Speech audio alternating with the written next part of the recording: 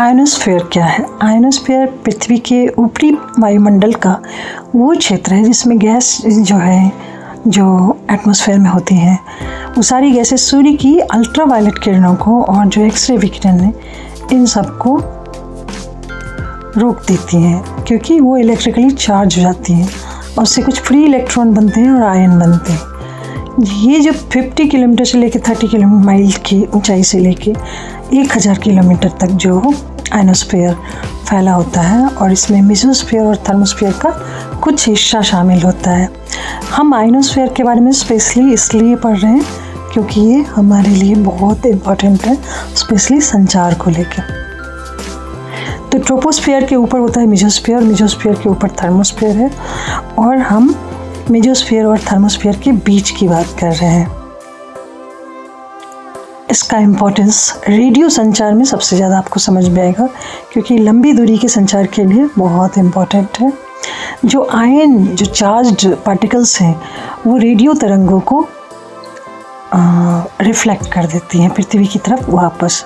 तो हमारे यहाँ से जो भी ट्रांसमीटर से मैसेज जाता है वो आयनोस्फीयर से रिफ्लेक्ट होकर वापस आता है और पृथ्वी पे घुमावदार सतह के पार लंबी दूरी तक यात्रा कर सकते हैं। इसी तरह उपग्रह, हमारे जितने भी सैटेलाइट्स हैं, उनके लिए लंबी दूरी के प्रसारण का ये एक प्राथमिक तरीका था।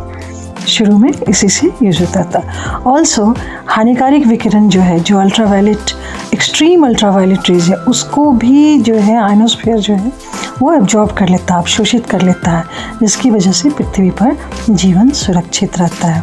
अब अंतरिक्ष और पृथ्वी के मौसम का ये मिलन बिंदु है।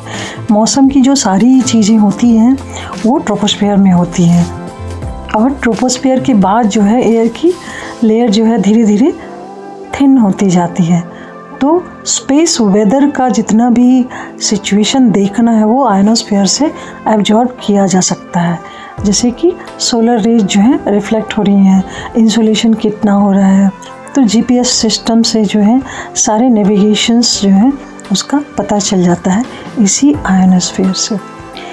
एक और चीज़ है जो बहुत इम्पॉर्टेंट है, जो ऑरोरा बोरियोलिस, जो ध्रुवीय रोशनियाँ हैं, जिनके बारे में हम लोग हमेशा उत्सुक रहते हैं कि वो देखने में कैसी लगती हैं, कैसे ओरिजिनेट होती हैं, तो उनको ऑरोरा ऑस्ट्रेलिस भी कहते हैं।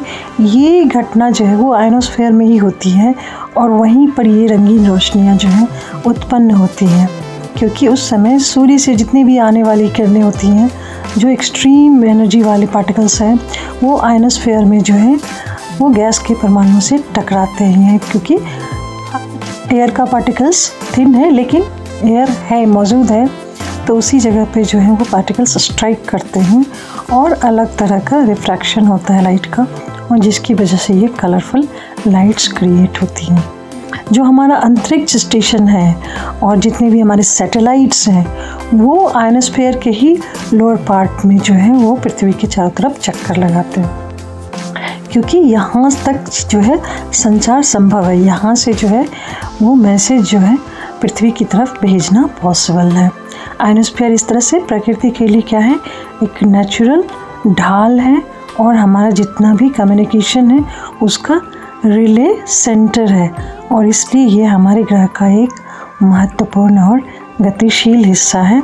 बावजूद इसके कि इसमें एयर की डेंसिटी काफ़ी कम होती है, इसके अंदर मौसम से संबंधित घटनाएं होती नहीं हैं, लेकिन मौसम से संबंधित घटनाओं पे नज़र रखी जाती है, इसलिए ये हमारे लिए बहुत ही इम्पोर्टेंट है।